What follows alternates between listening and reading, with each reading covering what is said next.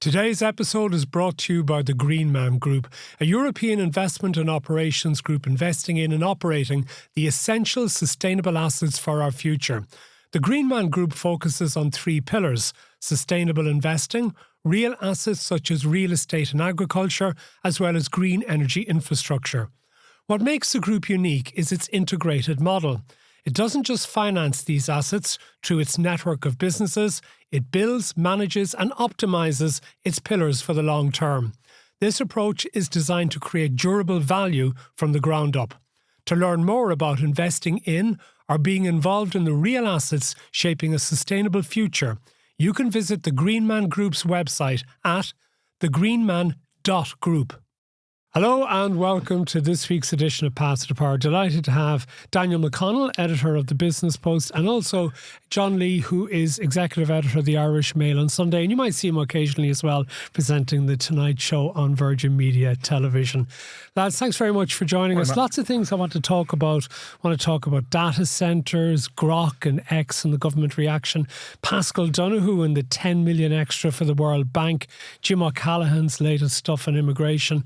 But I want to start with the continuing fallout domestically from the Mercosur decision reached a week ago by the government. But I think it's still worth talking about because it seems to have exposed all sorts of further strains within government, within Fianna Fáil, between Fianna Fáil and Fine Gael, and also for both parties and the independents.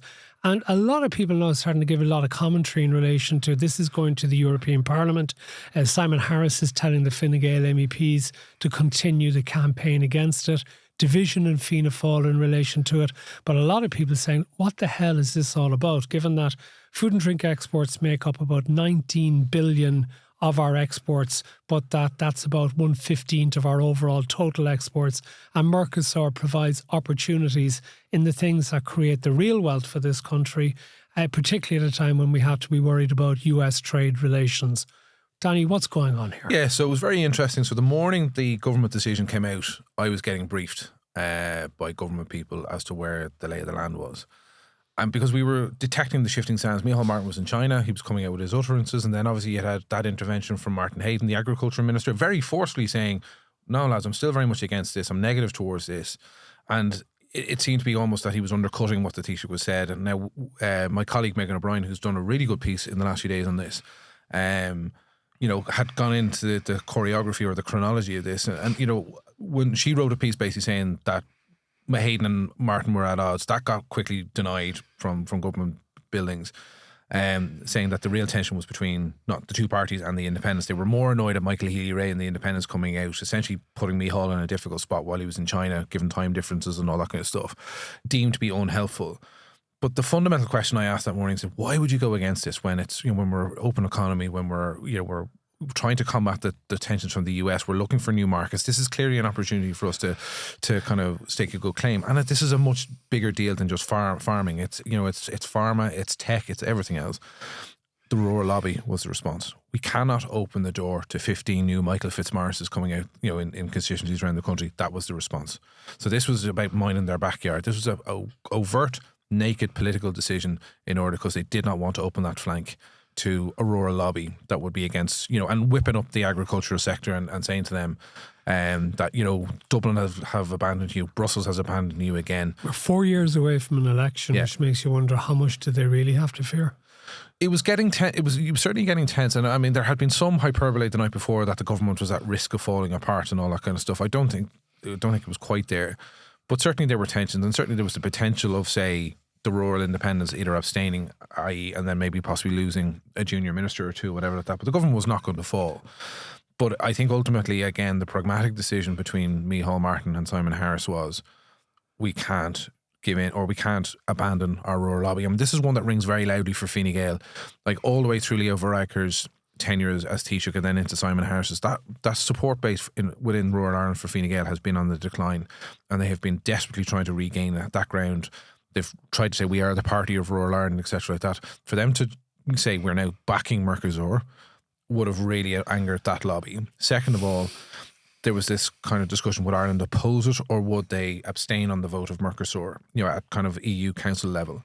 And basically they said, listen, an abstention is as bad, so why not just go vote no and at least own the decision, as opposed to being trying to play both sides of the fence, and ultimately that's where they ended up. I think the Mercosur row is a reminder of why politics is always so compelling, because it would appear on one level to be a kind of a bureaucratic, functional disagreement within government over a massive trade deal. But let's look at the chronology of what happened. The government had a line in its programme for government which was agreed between everyone. That's the rural independents who support the government, Fianna Fáil and Fine Gael, that it would oppose Mercosur in its current form. In its current form. So if doing a lot of heavy lifting in that particular occasion. So absolutely. So if Mercosur was changing over the course of the year, this is a massive trade deal, and to change our position as a government, the government to change its position, that required a lot of discussion. There appeared to be zero discussion, a bit like in Fianna Fáil, for instance, a bit like the run-up to the selection of a presidential candidate, where the parliamentary party had been promised a meeting before the summer to discuss their candidate and their strategy for the presidential election. Never happened. There was no substantial discussion at Fianna Fáil at all about a possible change in Mercosur because of concessions and everything else. So that hadn't happened. So then, and our reporting is only based, my reporting on this the weekend is based upon the actions of the Fianna Fáil parliamentary party after Micheál Martin had made what, let's call it, ambiguous statements in China. They erupted. So there wasn't a confection or a creation of a political row here. This happened in the public in many ways. Michael Healy-Rae came out on the Wednesday evening after Micheál Martin had spoken in China, and he very categorically said the government will not be changing course on this. I just want to say this, we actually have the subscription edition for the weekends already recorded with Ger Colleran. He actually in it argues that Michael Healy-Rae should have been fired for that insubordination. In the past, he would have been. Like, and this, as I say, it's symbolic of where Micheál Martin now lies. That his parliamentary party felt free then on, which is a semi-open and a semi-open forum now. Their internal WhatsApp group. Are you members of that, lads? The Irish you certainly able to report enough out of it. The Irish Independent, people might cast their minds back to COVID, where Danny appeared, I'm only making this allegation, to be on the Zoom calls that they had for their parliamentary party meetings. The little tip, Danny, don't make the quotes too long. Quality my readers demand more, John. Listen, the Fianna Fáil parliamentary party in particular has always been pretty much an open forum to the old days. I remember a TD ringing me one day and people telling him to shush. And I realised halfway through the phone call he was actually in the parliamentary party. Now we're going back to 2007, 2008. I could nearly name him, he was a gas man. But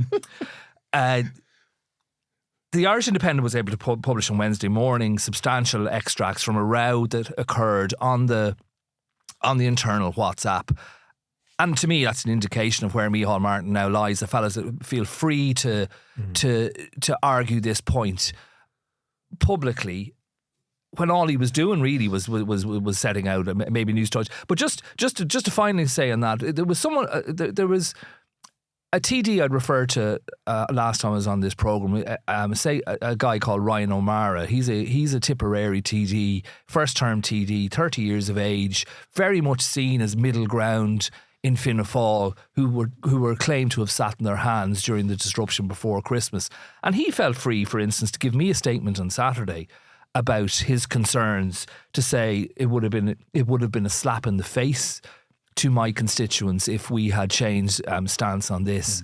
And he said that he contacted Micheál Martin over the course of the week to tell him that this wasn't acceptable. So again, here we have not one of the old stagers, not a traditional opponent of Micheál Martin feeling free to make a statement on something and making it clear that he was very, very opposed to what happened. Yeah, and we were getting similar briefings, like from within Cabinet.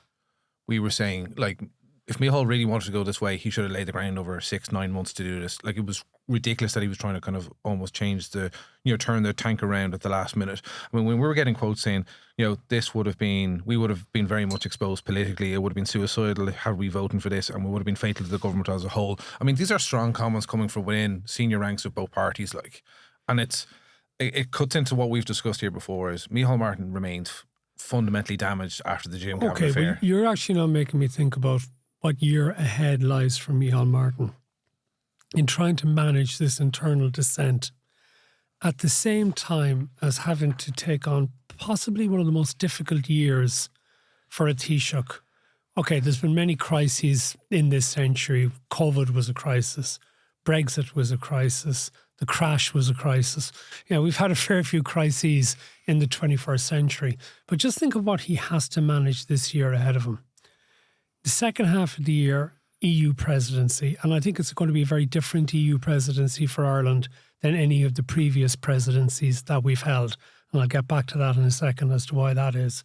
And then the podcast that I've recorded with Ger, we focus very much on Ireland's relationship with the United States and the whole problem he's going to have about what happens if he has to go to the White House in March for the traditional handing over the bowl of shamrock, given the nonsense that's going on in the United States at present. That's a difficult enough thing. But we discussed the relationship with America, but I would like us to discuss the relationship with the EU, given this Mercosur thing, where again, I think we run the risk of having looked too clever by half, where we don't contribute really into our own defences, where we expect NATO and EU members essentially to do the work for us in that regard. And when Micheál Martin, in that 6 months as EU president, is going to find it, but when Ireland holds the presidency, not as him as personal president of the EU, but he's going to find himself potentially in lots of really difficult situations. What if, for example, Trump decides to hold off on invading Greenland until after the World Cup? In which case, after the World Cup means during our presidency, for example. Well, is it plausible, for instance, that Micheál Martin goes to... So we can't imagine that Trump is going to stop this Greenland thing. It's a bit... it's unlike the Canada 51st state or 51st, yeah, 51st, yeah. Thing, which wore off pretty quickly. He's going to keep at it. Can Micheál go into the Oval Office, sit in front of all those journalists, like I was there last year, and not raise that issue on behalf of his EU colleagues? Or have it raised for him, given that rather than having a private meeting now, Trump likes to conduct his meetings with foreign prime ministers and presidents in open and just fire shit at them. And it was interesting. I've done that US trip a lot, so has Danny. You stand at the gate, at the door as the Taoiseach arrives, and then they go in, and what usually happens with all the other presidents I've covered, and I think of everyone back to Bush, Clinton, no, I didn't do Clinton. They go into the room, and then you're hanging around for nearly an hour because the assumption is there's a bilateral going on. But in the times I've covered Trump, you're brought straight into the Oval Office. So clearly, to my eyes, and this is I'm just doing the timing here. There's no meeting. They seem to go straight into the press conference, and the press conference is the meeting. That's transparency for you, isn't it? Well, there you go. And then it's just him. Open government. We discussed before. But here's a story. Once upon a time, there was a Taoiseach from Cork who all he wanted to do was see out Ireland's presidency of the EU, which ended on the 31st of December. He then lost 2 by-elections, and he was gone less than a month later. And that was November, wasn't it? That was Jack Lynch. Yeah. So there seems to be consensus within Fianna Fáil, and the only person we're not sure is complying with this consensus is Micheál Martin, that when the EU presidency ends, that would probably be it for him. So that's a year away, starting from July to December. But as Jack Lynch has shown, and every other political leader before him, events take over. So he has a long year of fighting with his backbenches.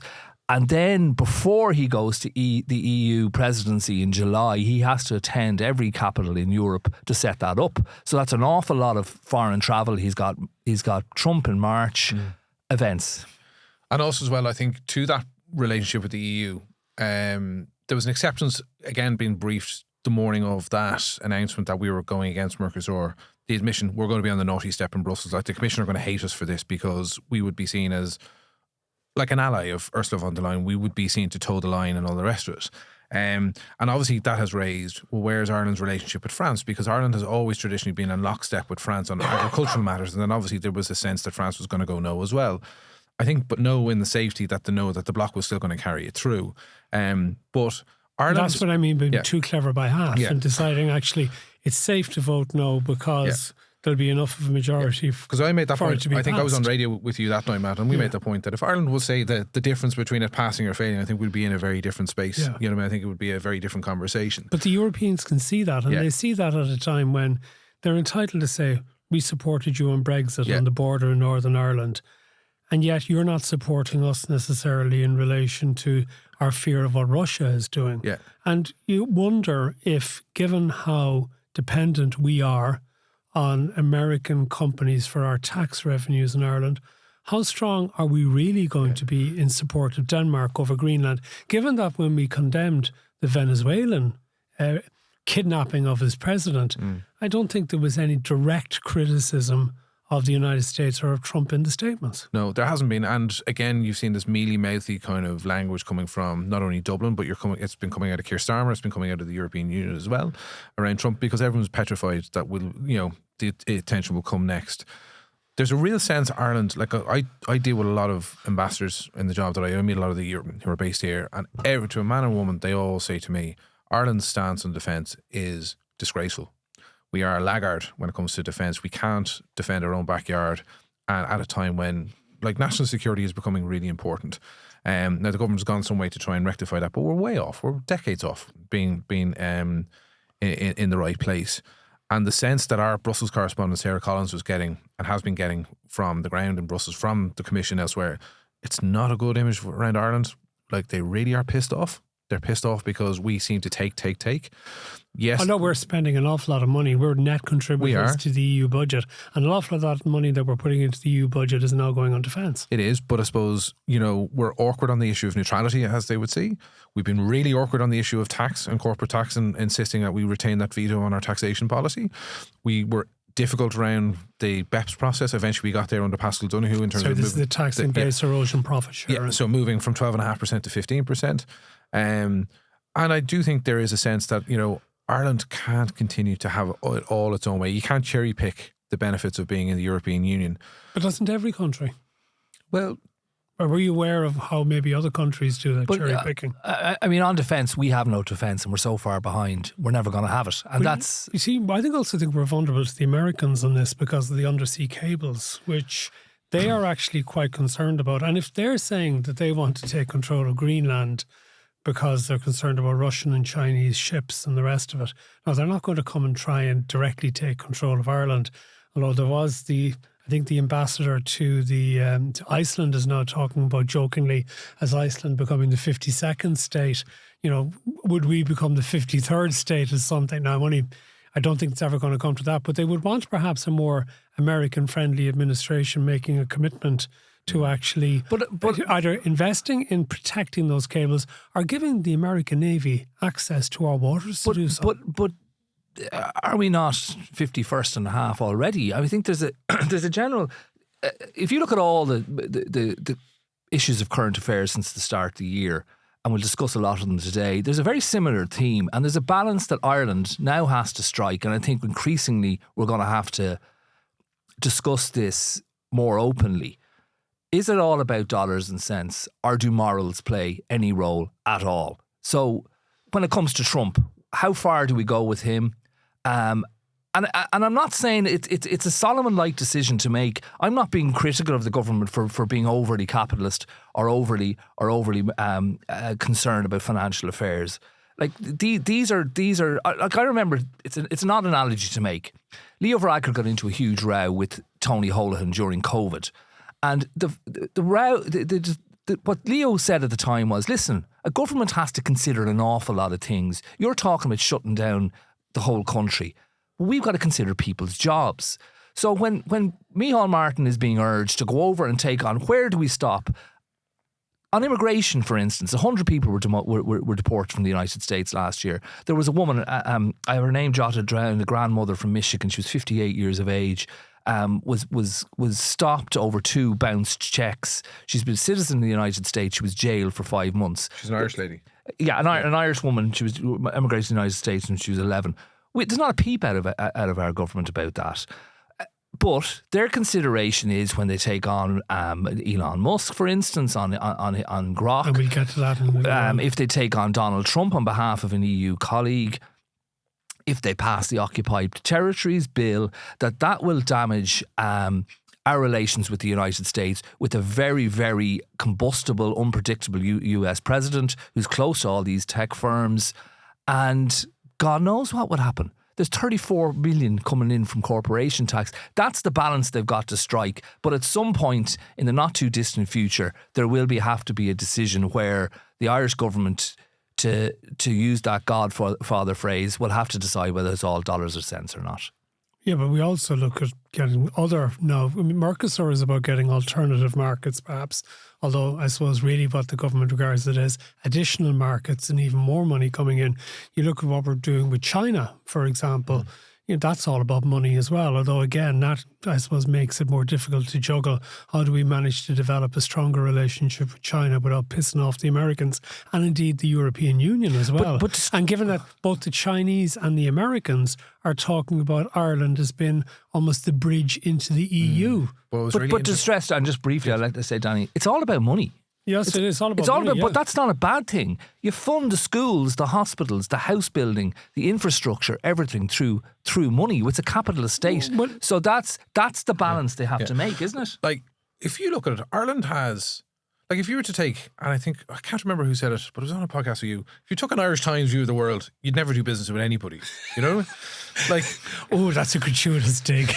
But again, that's not my future of the Irish Times. But they're not my words. Their words being, the head of a semi-state saying those words about doing business in Saudi. I think it was Kenny Jacobs when I think he did your Magnified podcast, and he was talking about doing business in Saudi Arabia. Again, should Ireland be doing business with China? Like the trade, the level of access that Micheál Martin got the welcome that he got the full red carpet treatment in China last week. The big win obviously is the access to beef back into China. That's the big win. But there was a lot of other business done because we've been speaking to delegations that were on that trip this week. Like, the beef is a small part of our trade with China. Yeah. Again, it gets the headlines because it's the farmers. Yeah. But what was really interesting is about Chinese attitudes to Ireland. They look at Ireland and they look at Spain in a European context and they say they're not just towing the Brussels line. They see things like the Occupied Territories Bill. They say, okay, they're kind of anti-American. They're taking an anti-American stance here. There's a benefit for us. But the Americans see that as well. Is that not dangerous for us then with the Americans? But what my point is, the people who are looking to do business in China see only an upside now. They see Xi Jinping saying, Chinese people can now invest again in the West. I've cleared the way for you to go and do that. There's opportunity and Ireland is a good spot to go in and do so. So to watch the Chinese space is what I've told my reporters this week and what we're watching out, because there's going to be a lot of movement in that space in the next 12 to 18 months. And then let's talk a little bit about Grok and the political reaction to that this week. I think the Irish government was a little bit slower than its European counterparts and indeed the British in being outraged by what has been done with this edit tool on Grok AI, which was used for so-called nudification. And then government ministers started saying, yes, we won't be afraid to crack down, although they seem to be caveating it by saying it would be in conjunction with the EU rather than be necessarily an Irish initiative. It's been very interesting to watch what's been happening with Ireland and the tech firms who are mainly located in Ireland for their European headquarters. And we've been doing one of those wonderful Irish tricks in that we've been taking big corporation tax revenues while simultaneously levying large fines against them for breaches of EU regulations. But you wonder just how firm a crackdown. I mean, maybe a lot of these fines that these companies get, they don't like it and they complain about it, but they regard it as a price of doing business because it's just a fraction of the revenues that they're earning overall. And by located in Ireland, they manage to minimise the tax liabilities they have as well. So maybe was the Irish government just being pretend brave in saying that they would take on X, given that X is probably the only loss-making social media company, is probably paying very little, if any, corporation taxes in Ireland. Wouldn't be an enormous loss from a financial revenue point of view, even if obviously there is the danger that Trump could get very annoyed with us and look for retribution if anything was done to shut down or restrict X. But the real test would be Meta, which runs Facebook and Instagram, has been accused of lots of very, very serious things by insiders and whistleblowers, particularly in relation to the targeting of children. Why haven't we been brave? And there's probably hundreds of millions of reasons every year why we haven't been brave in taking on Meta as an example. They're paying too much corporation. 33 billion reasons, Matt, as to why we're I think I preempted it. And I just listened to Paschal Donohoe, the media minister there on radio this morning, and he said that any allegation that somehow the government is going soft on social media companies is beneath the commentators that would make it, and it's beneath the opposite. But I think, God, that's a bit Trumpian, isn't it? Would he be the Irish minister who'd fit in well in the Trump administration? There's quite a few of them probably would, and politicians fit in wherever they have to. But I think he's missing the point completely. And I just said it there a moment ago. It's not a heinous criticism of a government to say that they are concerned about hitting revenue. It's all about revenue. The success story that this government is, this country is, in stark contrast, for instance, to our neighbours across the Irish Sea, is all down to revenues we get from US companies. That's it. That's the be all and end all. So it's an absolute fiction to say that the Irish sovereign state cannot shut down Twitter and Grok in the morning. They can block any website they want to, and they haven't done it. So there is a fear there. Whatever that fear is, now they've swerved to saying the Gardaí can do this, and it goes back to the fundamental fiction that they all choose to believe that the social media companies come back and say we're publishers of a chat room. It's nothing to do with us. But yet they're making the money they're making out of it. It's absolute fiction. And Simon Harris made a very good point to me in an interview I did with him at Christmas, where he was throwing out all kinds of threats to social media companies, by the way, that if someone writes to a paper, the old-fashioned newspaper, the letter, before it's printed, they have to check the identity of the people and check the veracity of it, and what to do is ring them back. But none of that applies with social media companies. They're all accepting a Wild West situation where the most heinous activity has been going on in Grok in the last week or so, and they do nothing about it. They can identify the problems, they can identify the solutions, but will they implement the solutions? No. But I think you had Peter Burke on your radio, and Niamh Smith has been out in the airways, and Niamh has been very strong on it, actually. She has, but in comparison to others. In what they say, but it's what they do. It's what they can actually do, John. And I think even the fact, I think it was your own paper or your daily paper was making the point that, Niamh Smith has had to write to, X twice to even get an audience with them. To, this idea that they're having to, or that she'd march on the door of X in order to kind of get a meeting with them. I mean, this is the government of this country basically having to kind of beg, borrow and steal to even get an audience. It's going to be very interesting. Alan Kelly, as the chair of the Oireachtas committee, is calling in the social media companies. Will X turn up? But you see, they're going to be in as a voluntary witness, which means they don't have to go in, which means they probably won't go in. The last time they went in, apparently they went in for a behind closed doors session, but they haven't gone for an open session. Yeah, but again, I would think it's a political appetite there to allow a behind closed door session. No, I think he said he wouldn't allow that, in which case they probably just won't turn up. They won't turn up, you see. And this is the difficulty, because then and we've heard this, John and I around the block, when committees start talking about compellability, good luck, because to try and compel somebody is a 2-year process, or can be it's a really drawn out process. You need permission of the Commission of the House, the Oireachtas, lawyers get involved. It's really slow.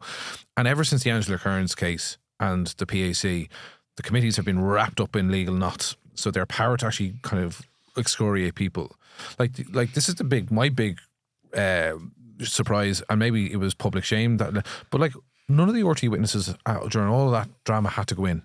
It was the reason why John Delaney was able to stand behind a lawyer and not give a statement and not answer any more questions, because he was a voluntary witness.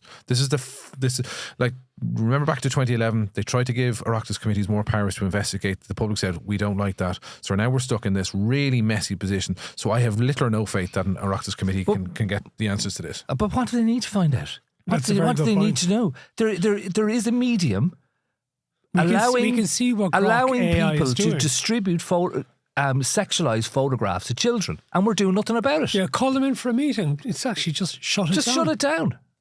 But let them come out and defend themselves, John.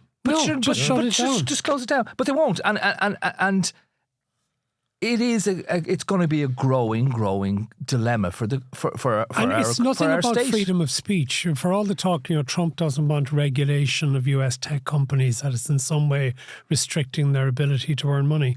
What they're doing has nothing to do with freedom of speech. It's about exploiting people. Yeah. In terms and Ellen Coyne had a good piece yesterday in the Irish Times where she pointed out that it would appear that Grok is misinterpreting laws. So what we're doing as well is we're allowing this thing to this AI tool to make decisions for itself. It's making the wrong decisions and it's allowing these things to happen. Yeah. And now it brings in the whole... But that brings in lots of bigger questions about lots of other things as well, doesn't it? Well, Sam Altman, I was just going through a few things here yesterday in preparation for a piece I'm doing elsewhere, and he's the founder and CEO of OpenAI. Yeah. And he has said on a number of occasions, to scare the living crap out of everyone, AI is going to annihilate us all eventually. Yet he's making billions out of it. Yeah. This is the power of the thing. He'll be gone by the time it does. So again, I mean, I'm being very brave and saying shut it down, but has the whole thing escaped already? Actually, the whole thing in relation to AI and how far it goes may be constrained by the amount of power that can be generated for the data centres which are necessary for OpenAI. So I want to talk about that. I also want to talk about the controversy started by the Irish Daily Mail in relation to Paschal Donohoe going to the World Bank shortly after apparently an additional 10 million beyond what had been requested in the annual contribution had been paid. And I also want to talk about Jim O'Callaghan's latest immigration initiatives. So we'll do that with Daniel McConnell and John Lee in detail after we come back from this break. Today's episode is brought to you by the Greenman Group. It's answering a critical question: how to invest in a sustainable future in real, tangible terms. Its answer lies in three areas: the energy transition, the places we live and shop, and the future of our food supply. The Greenman Group's strategy is to own and operate the physical infrastructure in these sectors, from solar energy generation and EV charging to agricultural projects and grocery-anchored real estate. By building, managing and optimising these areas via its investment and operational businesses, the group aims to build resilience and deliver long-term value. Explore its approach at thegreenman.group. Welcome back to Path to Power. I've got Daniel McConnell and John Lee with us this week. So let's talk a little bit about data centres and the announcement made by the government this week, which had been flagged in the Business Post last weekend, Danny. Yeah.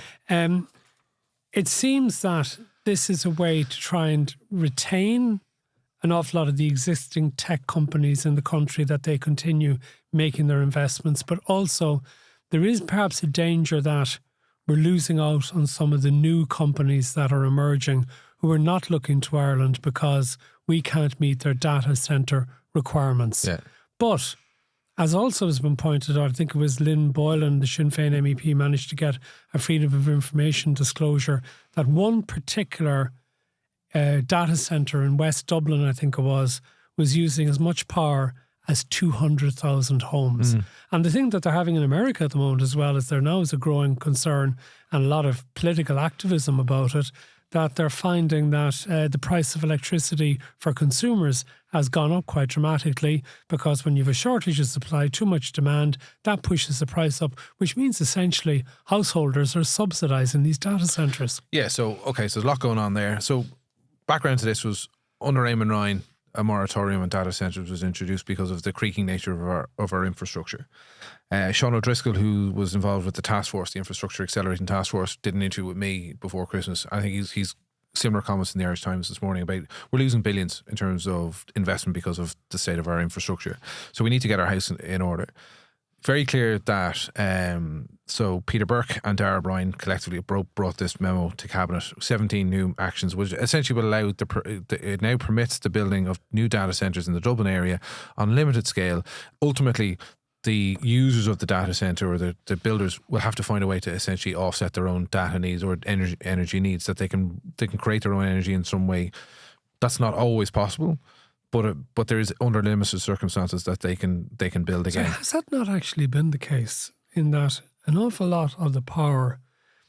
okay, it isn't coming directly, but things like wind farms in Donegal have been financed by the likes of Amazon. Yeah. That electricity goes into the grid and it almost balances out what other electricity comes to Amazon off the grid, even if the wind power in Donegal is not directly transmitted to Amazon, if you know what I mean. What they're saying now is that to be co-located, isn't it? Yeah. That they actually have to be, we presume, with physical proximity to it. I'm glad you made that analogy about the 200,000 homes from Boylan, was it? It was. Because I look at all these figures and I think, as a maybe a bit of a Luddite, things like 100 megawatts and 300 megawatts, and it means nothing to me. I keep thinking you're not alone in that, John. I keep thinking that line from Back to the Future, from the doc, 1.21 gigawatts. And I don't know what gigawatts were, but the way the doc said it certainly sounded like a lot, and it got the car into the future. You've robbed my line, John. But great minds think alike. But it shows they use an awful lot of energy, and that perception that you pick up your phone, you say something into it, into AI, and it just happens by magic. Clearly an awful lot of energy is being used. Well, I would hope Lynn Boylan now won't be like some of her colleagues in Sinn Féin who've depended on AI for their press releases, given that her concern about the amount of energy used by AI, that she and other members of Sinn Féin will eschew the opportunity to get their information via Gemini or ChatGPT or whatever. But they've always done that. I mean, didn't Joe Biden get caught out for ripping a speech off Neil Kinnock, and that was long before the internet? Sure, and then Kenny got done for robbing big chunks of Obama speeches as well. Yeah, so it's merely helping people write speeches. Maybe they are. But anyway, I know you can do that without having to use an AI search to do it. There are towns. They're using maybe AI it's just more efficient, Matt. There are towns in North County. It's more costly environmentally. There are towns in North County Dublin, I know, I won't name them because not to damage their reputation, where they're running out of electricity periodically. There's a lot of house building going on across North County Dublin, and there are towns that 3-4 times a week just lose their electricity, and they've been told that the grid has been overloaded. Businesses I've spoken to, golf clubs I've spoken to, have told me that that's what they've been told. So is it a complete fiction to think that we can now reverse this well thought out 4-year moratorium on building of data centres, when we all know that our infrastructure has degraded substantially since? I don't know if the energy is there. I think they're fooling themselves. They've said that 80% of the energy to be used by the data centres will come from being co-located with renewable energy, but we really don't know there's a few things in relation to how possible that is. The most recent figures were that 22% of all the power we generate goes to data centres, and that's way above anything in the rest of the European Union. And it could go as high as 30% by the end of the decade.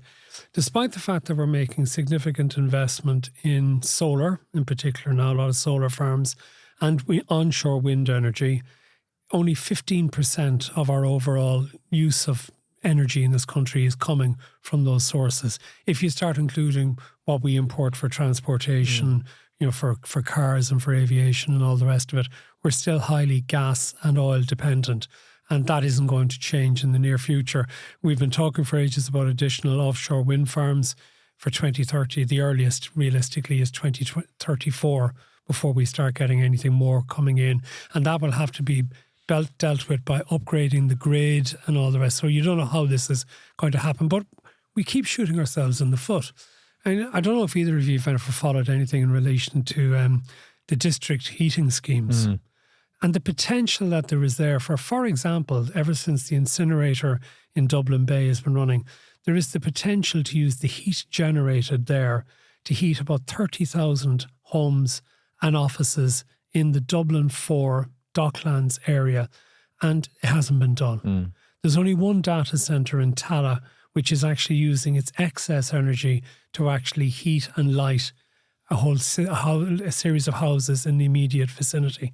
This could all be done very, very simply, and it should be a requirement, and we don't do it. It's funny, my better half works in this space in government, and not that she would ever betray any state secrets, but I mean, when she's talking about the job, and she's often trying to get my intention on this stuff, which my eyes tend to glaze over a lot, and sometimes but this district heating stuff and the use of alternative energies and trying to make it more sustainable is at the heart of a lot of, but there just doesn't seem to be that action of actually, like, there's a lot of talk going on about it, but what doesn't seem to be is the action or the speed. Like the thing that kills me about this country, and we've talked about it before, Matt, is the speed at which things get going or decisions are taken, and you know things get operationalized. We're way too slow. But Eamon Ryan had years to get district heating schemes. He was the person telling me all about how these could be done, what benefits there could be. Would have been in his own constituency. And it didn't get it done. But again, back to this particular thing around the data centres, I mean, the politics of this is that both Darragh O'Brien and Peter Burke want to basically signal to the world that Ireland is unwinding the sort of restrictive nature around. We want to give the impression again. Signals, impressions. What about actions? But you look at all the conflicts we've had brew in the last few years. Greenland's about energy. Venezuela is about oil. It's about energy. And again, I don't say that in the derogatory sense. It's extremely important to the welfare of the Western world. Iran is going to be and has been about oil. They've never. Coincidentally, the American interest in what's going on in Iran just happens to helpfully coincide with the fact that it's one of the world's major oil producers. But again, it's thrown away as some kind of horrible accusation against any state that this is only about oil. Yeah, it's about energy. It's how we're going to run the planet for the next 50 years. Ukraine arguably is about energy as well. There's an awful lot of resources there. You look at Trump's offers on peace have all involved getting access to Ukraine's rare earth minerals. And when you talk about Greenland, and so you have two things which become clear as well. There is the potential for rare earth minerals there, which are going to be very important to the tech firms. And also that there's also you could have giant data centres there because it's one of the coolest places on earth to run.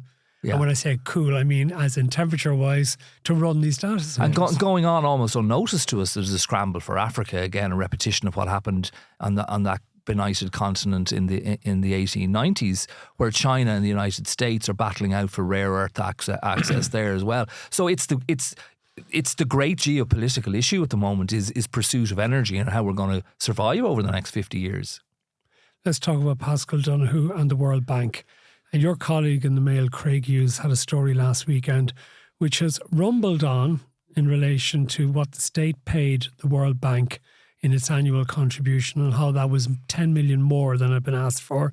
And this happened 6-8 months before Paschal Donohoe got his job as a managing director in the World Bank. It's been fascinating to watch this because not all the media has taken up the story. The opposition parties have tried to make an issue of it, particularly Aintu and Sinn Féin. There was a suggestion that one of the committees would investigate this. I think it was the Oireachtas Finance Committee. And this was rejected voted down by the government. Voted down by the government.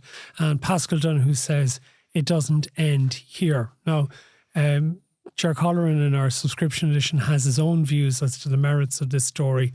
But just explain what's involved. Does this? I'd love to know.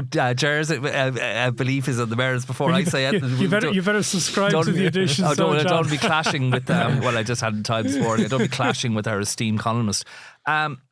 It's not out till Sunday, so there you are. Nobody knows yet. And I would say to people as well that the Daily Mail is available on extra.ie, so they can go off and read this complex enough story. It's taken us 41 minutes to get the shameless plug out. Well, just to allow people to read it, because I don't know if I have the capacity to explain it. But then again, it's like all great stories. It's a very, very simple set of facts.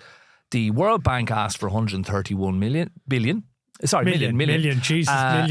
contribution. Well, considering Paschal's generosity, maybe they should have asked for a little more. But they asked for 131 million from Ireland as a contribution for a 3-year period. And there was a business case presented by officials to the then Minister for Finance, Jack Chambers, where they recommended we go with the 131, and I can expand on this as much as you like, but anyway, the 131 million donation. There was mention then of further possibilities, including perhaps this is further on the year. It starts to appear in documents that perhaps there's 141 million contribution we could also make. That's 10 million more, but it's a lot more than they're looking for. This was never argued that it wasn't. And what will we get for an extra 10 million? Paschal Donohoe ended up at the World Bank. How are you? You're not 7 months later. Suggesting that is in any way linked. Matt, you very astutely were putting me on the spot there. You asked the question. We contributed to poverty-stricken countries around the world through the World Bank, and this was seen to be our contribution. Nevertheless, for reasons as yet unexplained, and I'll explain why they're unexplained, Paschal Donohoe has not interacted with our journalist on this. Craig Hughes has not given him a proper statement. The World Bank has given a statement, but Paschal Donohoe, who I listened to over Christmas, has not disappeared off the face of the earth, was able to do book reviews with you. I've always questioned why a Minister for Finance has so much time to read books, but there you go. Daniel revealed on this show. Hang on, no, hold on. We'll get to that in a second, because there is an interesting point on that. Daniel was able to tell us that Paschal Donohoe was texting him Happy Christmas here before Christmas. So he's still on the phone. No, but it's a very serious point. Paschal Donohoe, nice, fluffy, friendly guy that he has to explain why 10 million extra before a budget that was a hair-shirt budget here, by the way, was given to the World Bank, and it hasn't been explained. And it's a simple black and white fact that a man who subsequently, he might be very, very unlucky that the way it all panned out, ended up working for the World Bank, gave them 10 million extra. Okay. Can you tell us, please, what the World Bank has said in explanation, and why it is that Paschal Donohoe has not issued a statement either to the Irish Daily Mail or anybody else about this? I've no idea why he hasn't issued. He's been asked for one, and he's made. I can read out the statement from the World Bank that Craig had his piece on Saturday. Paschal Donohoe was selected by the World Bank Group. Now, we haven't made any allegation beyond asking why this happened. The World Bank Group, on the basis of his extensive experience spanning both the public and private sectors, and that is the totality of what Craig printed as a response from the World Bank. I'm just going back through it here. The Department of Finance has given statements as well. And Mr. Donohoe did not reply, this is last Friday evening, to a request for comment, and to my knowledge hasn't spoken to anyone. Okay, what about all the government ministers and the Taoiseach? What have they been saying about it? Excuse me. Micheál Martin made, and in fairness to him, he made a statement to the Dáil about this situation where he was given information by officials and gave a statement which has turned out to be not completely accurate, and he will be asked by Sinn Féin to come in and correct the record of the Dáil. Now, it wasn't an egregious intentional effort to mislead the Dáil. He was given information by the officials who said that this figure that we eventually paid them was the low point figure.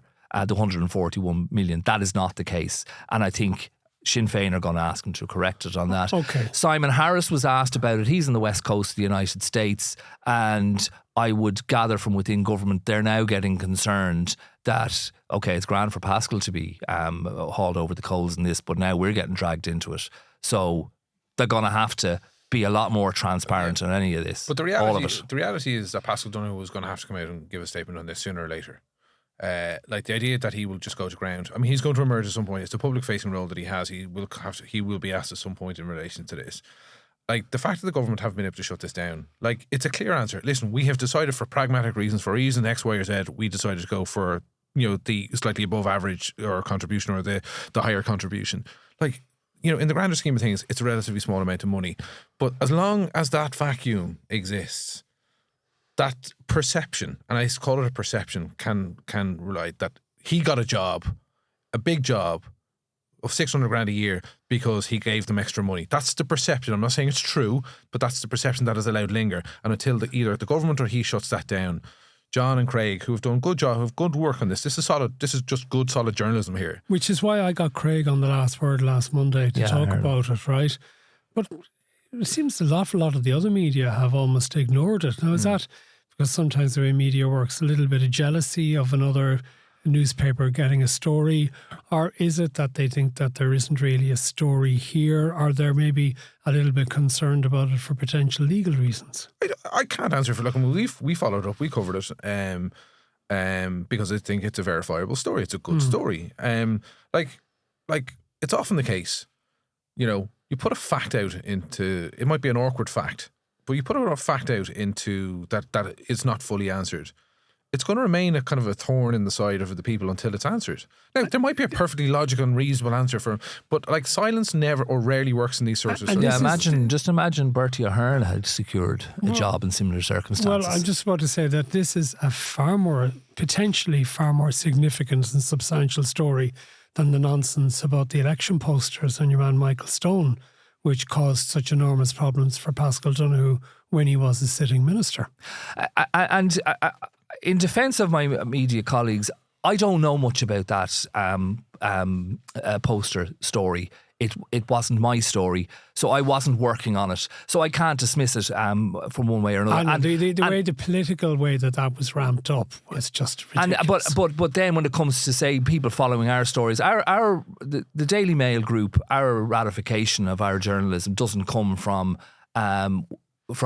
other media outlets. So that's it's our dear loyal. And I wasn't suggesting that you needed but saying what I'm saying is I don't want to get into a position where I'm criticising other media organisations for not doing this story, and that's their business. They've editorial reasons for it that I may not understand. So that's fine, but it's not going to go away for him. That's the problem. And Sinn Féin made statements to Craig on last week for preparation for the paper, and it's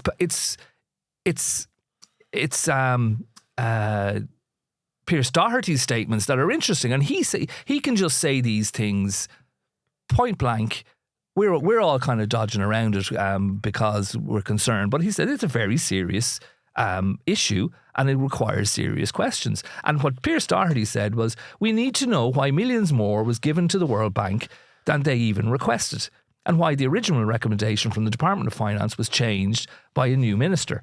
And he goes on, but the questions are being raised in Dáil Éireann about what happened and here. they're legitimate questions. I think 10 million is a significant amount that could be used for other things as well. Just in relation just to before Paschal a budget Donohoe, where there was no for the first time in 5 or 6 years, there was no one-off payments to people who were struggling with massive price increases in our economy. Of course 10 million is a huge amount of money. in relation to books and Paschal Donohoe, I'm surprised at you, John. Don't we want our ministers to be reading? Isn't it a good thing that they actually set some time aside rather than being consistently... Can I ask you a question? And let me finish the point, John. Let me finish the point in relation to this. We bring Paschal Donohoe on every year onto The Last Word for our annual non-fiction review of the books of the year. He's been doing it, I don't know how many years. Even before Lise Hand was doing it with him, he used to do it with Nadine O'Regan. I don't know how it started. It may be that we spotted him doing reviews occasionally of books in the Irish Times. Two things I'll say in relation to that. I think actually, ironically, the Department of Finance is the least busy for many ministers. Well, maybe it should be busier. So hold on, I haven't finished. How many books a week does he say he reads? I don't know. Does he read a book a week? Okay, well, I think it's good in the sense that I think ministers should be reading. I think everybody should be reading. But they should be trying to, and they shouldn't be so all consumed that it's work all the time. That's not good for anybody. You know, no matter how busy we might be in our jobs as well, I'm surely we set aside some time to read. And I think a lot of people don't. And what a person does in their spare time is neither here nor there. But I'm just going to the and I'm not going to cast aspersions on what he does and doesn't do. I'm just wondering about the practicalities of it. Right now, I've two young children. I have a job. I'd be accused probably by some of not working as hard as I should at that. You play a bit of golf as well. So at the moment, absolutely. So at the moment, I'm reading Simon Schama's Story of the Jews. I get a half an hour maybe in the evening, maybe sometimes an hour to read that over Christmas during the day, and I've an audio book going, The Plantagenets. Dan Jones, I'm listening to that on Spotify. That's a lot of reading, right? Yeah. How are you Minister for Finance and you're reading a book a week? I just don't think it makes sense. Is reading now a crime, John? But just it's intellectual. This is Trumpism. I'm wondering, is it possible book, that Grok is being asked to read this book for people? No, in fairness, one thing I will say for Paschal Donohoe when he does review the books for us it's quite clear he's read them. He hasn't just looked at a Wikipedia summary or a Grok summary. You know, he has opinions about the way the book is put together and stuff. Some people just have big brains. They're able to actually... maybe I'm just telling you what I can consume a week. But what I want to say as well is just because the fact that he does this on The Last Word doesn't mean that he hasn't been subjected to exactly the same type of interviews as all other politicians in relation to the fulfilment. And this story is not been ignored either on this podcast or on The Last Word, just because he does this particular function for us. And likewise for us, like Paschal would have written diaries for us and he's written op-eds for us, etc. But we hold him to account. I mean, he has made it known and his people have made it known that we're unhappy with elements of our coverage repeatedly, particularly around our, Daniel Murray, who's led on our budget coverage, disputing the government figures around the size of, the spending balloons, etc. over the last few years. I mean, they've taken issue with that repeatedly. So, I think... And that goes to the heart of what we do, Danny. And I think we don't say it enough in our game, that we're the gatekeepers. And increasingly so we're just mainstream media. In politics. We're just mouthpieces for the establishment. But we are the gatekeepers, and people shouldn't forget that. And without stories like we had this weekend, the Irish Daily Mail, we wouldn't know about this. I'm suddenly worried about? I'm worried about somebody taking that little clip of me facetiously saying that mainstream media is the gatekeeper for the establishment or whatever, and using that and manipulating that as proof that, yes, that's exactly what we do. Sarcasm is not understood. I was taken out of context. Sure, the great defense. Yeah, but but we don't do enough of that, do we? No, I think, but again, it goes back to the fundamental thing. Craig put a story out, as what we all do. You get a story, you've no idea whether it'll take off or it doesn't take off. You put a story, you go and you research it, you put it to the people who are involved, whether they're the subject of your inquiries or they're an associated party. You get the information to the best of your ability, you put it out in the public domain. That's what Craig did. I think there is a legitimate question to be asked here of Paschal Donohoe. I do think there's a legitimate question to be asked of the government. I think, and not going to second guess, there could be a very good rational reason for why the additional money, but we're a week on almost now from it, and that credible answer hasn't yet to come out. So I do think there probably is answers to come home. But to try and say that this is a non-story or this doesn't matter, or I'm sorry, that doesn't wash. And to your point earlier on, Matt, Paschal Donohoe took weeks of political pressure over a €1,500 anomaly, essentially, in relation to the production of posters. That hurt him because it was the first time his personal credibility, I think, had been brought into question. But this is a different, this is something that was sanctioned by government. This was in part of a budget. It relates to a kind of a global entity that he has now gone to work for. So there are, of course, legitimate questions to ask. And it's a big job. Yeah. And, there seems to be this kind of increasing tendency in governments in Ireland, because of the nature of our coalitions in recent years, that it's really important to everyone that Paschal Donohoe gets a nice job now when he leaves government. He's had a long time at the top, getting paid a lot of money. This comes with the situation with Micheál Martin, that there's some kind of tragedy unfolding before our eyes, that somehow his what is it, 15 years at the top of Fianna Fáil would somehow come to an end at a time that's not of his choosing. An awful lot of them are there and too long. It's just too long. We don't owe them jobs. Okay. We don't owe them anything. Let's talk about Jim O'Callaghan to finish. And actually, I got a communication from Jim O'Callaghan's office during the week in relation to what we said on this podcast last week, and also what I'd written in the Irish Daily Mail last weekend in relation to the journalistic privileges which might be interfered with by the new Garda bill. And I'll get to that in a second. But he's also now bringing in more immigration measures. People who actually get the right to remain in the country are now going to be stopped bringing immediate family members in the first 3 years after gaining that permission. Although I think the number who got that in last year was something like 1,000 people. So a relatively small number, but it gets big headlines. And he's saying that everyone will have their application heard within 3 months, and then within the next 3 months, the decision will be made. How many justice ministers over the years have made promises like that, which have never been fulfilled?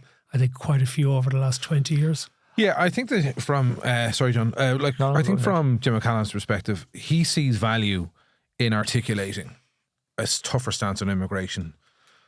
clearly polling, because we've done polling in this, 3/4 of people, when we asked the last time, do you support tougher rules on migration, 3/4 said yes they do. So there's mileage, I think, from a government perspective to be sounding tough. Like, from a PR perspective, the best work Jim O'Callaghan has done over the last since taking office was, highlighting the fact that they've had these chartered planes and deporting people, because I think that had changed that has helped change the political narrative around this. There's a tough question for this government to ask about, being on the right side or not in terms of migration. Can Ireland really stand out on its own and not be in lockstep with countries like Britain, Denmark, Sweden, Norway, Portugal and Spain, where migrants are tending to come to? And if we're seen as a softer touch, are we then going to be subject to a kind of an uncontrollable number of people coming in? And I think Jim O'Callaghan has a duty to mitigate against that. No policy should be overtly cruel. But I think there's an awful lot of people, and I think this is reflected in those numbers in the polls, an awful lot of people here saying we are too soft on this. We let too many people in. We're not rigorous enough in holding the existing rules as it is, whatever about bringing in new rules. We're not strict enough about keeping the rules, and we want to see that tightened up before we can start considering anything else. Yes, this has led to accusations of cruelty and unkindness from NGOs like the Refugee Council, etc., like that. But Jim O'Callaghan's line, whatever the rights and wrongs of it, is that there's a balance that needs to be struck about holding the line from protecting the state while making sure we have a fair policy. The big difficulty and the big negative against the government is the timescales that they've talked about processing have never been met. The 3 months, 6 months have never been met. I just apologise to viewers on YouTube. I was listening to Danny. Not claiming, as he says when his wife is speaking to him, sometimes that his eyes glaze over. Which I hope she's not listening. But I'm just looking for some facts and figures on immigration that I've jotted down. Jim O'Callaghan's doing a great job, I think, of dealing with a portfolio that's been extremely problematic in recent years and for a long time. He's clamping down on immigration, but let's be clear on exactly what he announced last week. And while he was doing it, he said, this is the most significant reform of Irish asylum laws in the history of the state. So, it's a big deal, but it's a very small number of people we're talking about here. And we've got to be careful about going down a bit of a dark path. 13,000 people were processed for asylum, seeking asylum, let's not forget, from war, famine, and often in the case discrimination for their sexuality or their political views or their religious stances. The 150,000 people came in 2024 on work visas. Immigrants came into Ireland. 100,000 came in last year. And the asylum reforms refer to a small number of very, very stressed out people who have come from war-torn countries into Ireland. So it's not a reform of the number of people that's coming into Ireland. And the conflation, and Jim O'Callaghan isn't doing this, but across the political spectrum, of asylum seekers with a huge amount of immigrant workers coming into Ireland on work visas is a bit dog whistly, if you ask me. We need immigrant workers to build our infrastructure, to build our houses, and to build those hospitals that we are in turn being told that they're putting under increased pressure. So the duty here applies to our government to build sufficient houses, roads, hospitals and public transport to facilitate the influx of immigrant workers that our economy is bringing. And it's not that big a deal to be dealing with 13,000 people who have come here seeking asylum. Okay, I want to finish by just giving you some of the highlights from a letter that was sent to Seamus Dooley as the Irish Secretary of the National Union of Journalists, and which has been copied to me on behalf of Jim O'Callaghan in relation to what we had on this episode last week. And basically this is an explanation of the Garda Síochána Powers Bill of 2025, which was brought out on the 27th of December.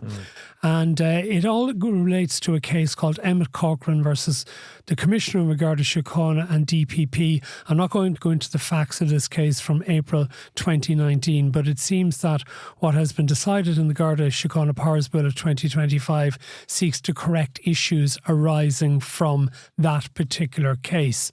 If Gardaí know that a device contains material that may be subject to any form of privilege, including journalistic privilege, this must be highlighted to the judge at the outset, ensuring potential claims of privilege are flagged early. Access is considered on a case-by-case basis, with judges able to request additional information before granting authorisation in full, in part, or refusing it, ensuring any access is necessary and proportionate. There will then be a process through which a determination will be made by a High Court judge on whether privilege applies. This directly responds to the Supreme Court's criticism and provides protections that were not in place before. Just a little bit more. The bill introduces a judicially supervised process for privileged material and ensures that electronic devices cannot be accessed without prior judicial authorisation, including when seized as part of a stop and search. My issue in relation to this, as I explained last week, is that we can't have a situation whereby journalists' notes or their recordings, be it either audio or visual, are regarded by An Garda Síochána in having a prosecution as being part of their process, essentially making the journalists part of that process, because that puts the safety of the journalists potentially in danger and also calls into question the future ability of journalists to do their job, to actually be able to access information for the public good, for their publication, but not as a quasi part of the judicial process. I was sanctioned, or I was adjudicated against by Judge Peter Charlton at the Disclosure Tribunal for not cooperating, for failing to get into any discussion around the treatment of sources or information.